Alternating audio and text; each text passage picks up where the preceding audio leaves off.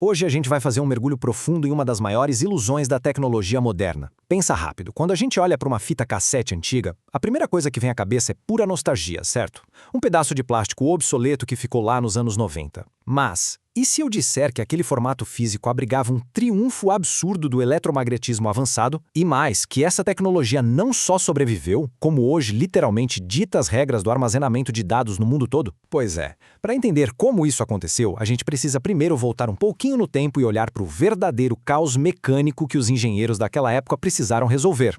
A magnitude desse problema já começa com um número que é, para dizer o mínimo, insano: 70 km/h.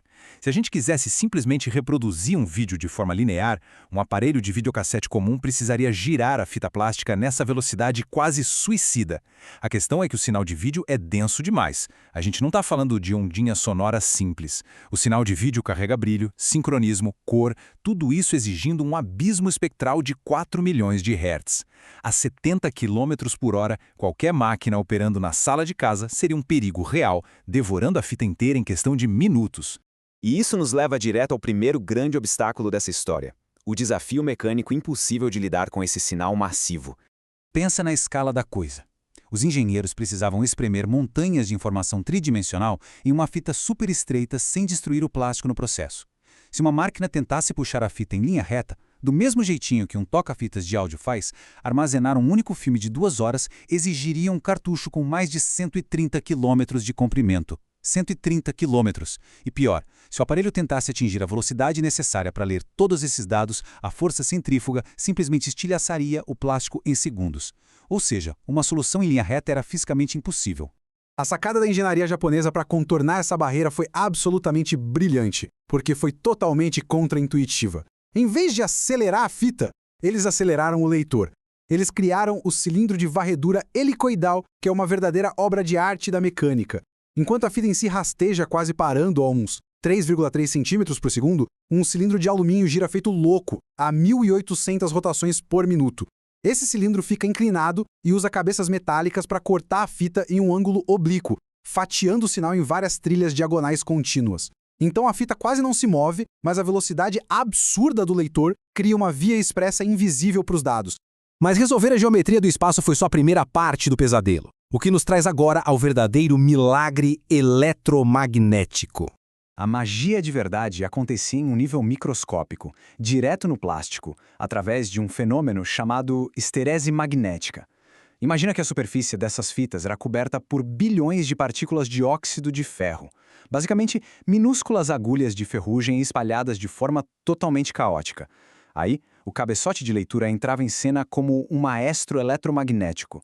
Ao receber a energia da imagem e do som, ele gerava um campo magnético intenso que atingia essa ferrugem toda e obrigava cada agulhinha a se alinhar em um padrão matemático exato.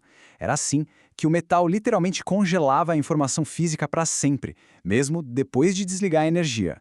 O ponto crucial aqui, e isso é meio perturbador de se pensar, é que aqueles filmes caseiros de infância ou os clássicos alugados no fim de semana nunca foram imagens capturadas de verdade. Eles eram, na prática, cicatrizes físicas forçadas sobre um mar de ferrugem microscópica. Toda a emoção e as cores de um filme dependiam do alinhamento atômico de pó de metal espalhado em cima de uma tira de plástico escuro. Muito louco, não é? Só que tentar espremer tudo isso nesse pozinho de metal gerava um outro problema colossal. Gravar um vídeo analógico era tipo tentar colocar uma orquestra inteira, tocando a plenos pulmões, dentro de uma caixa de sapatos, sem deixar os instrumentos colidirem. Para evitar que os sinais se misturassem e virassem o chiado insuportável, os engenheiros aplicaram a velha estratégia do dividir para conquistar. A luminância, que é o que traz o brilho e a nitidez, foi jogada lá para as altas frequências. Já a crominância, que carrega as cores vivas, foi rebaixada para o porão do espectro elétrico. Com essa divisão, o brilho e a cor podiam viajar de mãos dadas na mesma trilha, sem trombarem um no outro. Mesmo assim, o espaço físico na fita ainda era minúsculo. As trilhas eram tão espremidas que qualquer escorregada misturaria os quadros da imagem. E aí veio mais um truque geométrico fantástico para salvar espaço. Eles inclinaram os ímãs de leitura em ângulos opostos, criando um desenho de espinha de peixe. Uma cabeça ficava mais 6 graus e a outra menos 6 graus. Se o leitor escorregasse 1 milímetro para a trilha do vizinho, essa diferença de 12 graus causava a tal da interferência destrutiva. Sabe o que isso significa? O sinal intruso simplesmente anulava a si mesmo. Era o vídeo protegendo o próprio vídeo através de pura geometria. Tudo isso foi um triunfo colossal da engenharia, mas eles esqueceram de um inimigo silencioso que não dá a mínima para a eletrônica. A derrota desse formato não veio da física ou da mecânica, mas da química básica.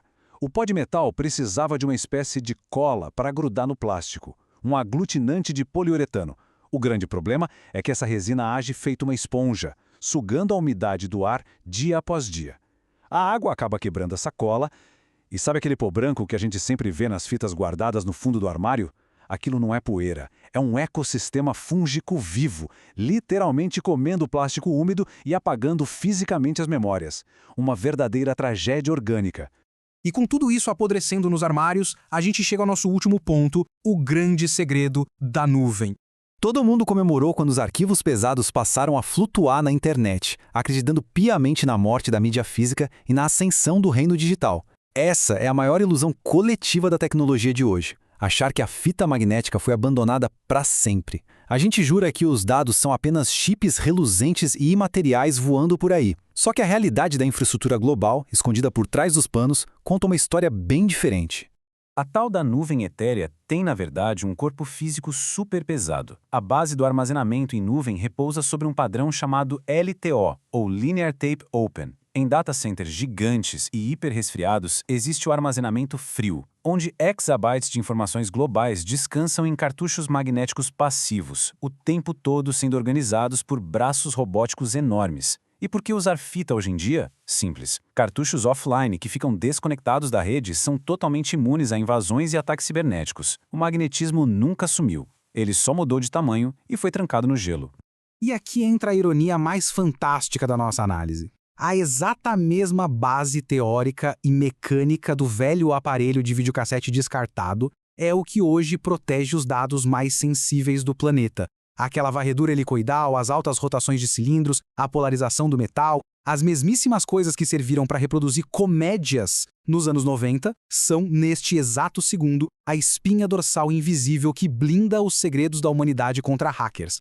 O que nos deixa com um mistério físico assombroso para refletir no final desta explicação. Pensa um pouco. Se a esmagadora maioria dos arquivos que formam a nossa nuvem digital está, na verdade, gravada em rolos físicos de fita magnética gerenciados por robôs em galpões trancados, como é fisicamente possível que o consumo dessa informação pareça tão instantâneo? Que infraestrutura invisível é essa que permite que um arquivo repouse em uma fita analógica em um instante e no milissegundo seguinte apareça perfeitamente nítido numa tela do outro lado do planeta?